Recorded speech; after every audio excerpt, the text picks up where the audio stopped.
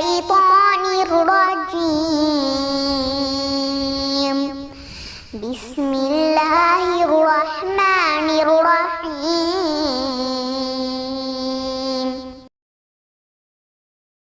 Assalamualaikum warahmatullahi wabarakatuh. Di sini saya akan menceritakan sedikit bagaimana kisah yang paling sedih menurut saya, dan ini saya rangkum dari buku Sirah Nabawiyah. Ini adalah kisah tentang bagaimana tahun kesedihan dari baginda Nabi Shallallahu Alaihi Wasallam. Pernah suatu ketika pamannya Rasulullah Abu Thalib hendak wafat, detik-detik ketika beliau hendak wafat, Rasulullah ada di sampingnya.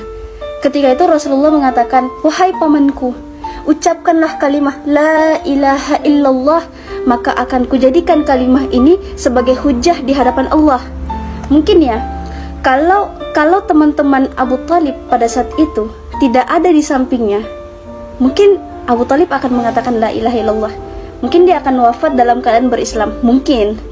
Tetapi karena lingkup pertemanan, pergaulan, dia memilih karib. Pada saat itu ada Abu Jahal dan Abdullah bin Abi Umayyah. Dan ketika Rasulullah mengatakan, "Wahai pamanku, ucapkanlah kalimat La ilaha illallah, maka akan kujadikan kalimat ini sebagai hujah di hadapan Allah." Kemudian datang Abu Jahal ngomong kayak gini, "Wahai Abu Thalib, apakah kamu sudah benci sama agama nenek moyang kamu, agama Abdul Muthalib?" Tetapi Rasulullah terus berusaha untuk membujuk pamannya Abu Thalib untuk mengucapkan La ilaha illallah. Dia berusaha, tetapi Abu Jahal pun tidak menyerah, tidak berhenti untuk mengatakan kepada Abu Thalib, "Apakah kamu mau mengkhianati agama nenek moyang kita?" Sampai akhirnya apa kata Abu Thalib pada saat itu? Abu Thalib bilang ini, "Aku masih tetap dalam agama ini. Aku masih tetap dalam agama nenek moyang kita." Sampai akhirnya turunlah ayat dalam Quran surah Al-Qasas ayat 56. Allah katakan, "Sesungguhnya kamu Muhammad tidak mampu memberikan hidayah kepada orang-orang yang kamu kasihi. Tetapi aku," kata Allah, "yang akan memberikan hidayah kepada orang-orang yang aku kehendaki."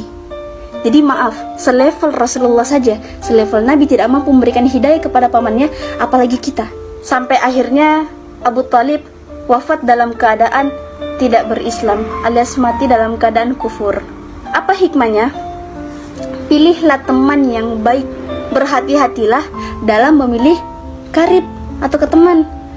Makanya Nabi ingatkan, sesungguhnya agama kamu tergantung dari agama teman dekat kamu. Kenapa dikatakan ini adalah tahun kesedihan bagi baginda Nabi Shallallahu Alaihi Wasallam? Bayangkan, pamannya Abu Thalib adalah orang yang membesarkan dia semenjak ibunya wafat. Abu Thalib yang membesarkan beliau, yang merawat dengan penuh cinta. Bahkan ketika Rasulullah dakwah nih, Abu Thalib kan gak berislam kan pada saat itu. Ketika Rasulullah dakwah, Abu Thalib mendukung dakwah beliau, tapi beliau harus wafat dalam keadaan kufur.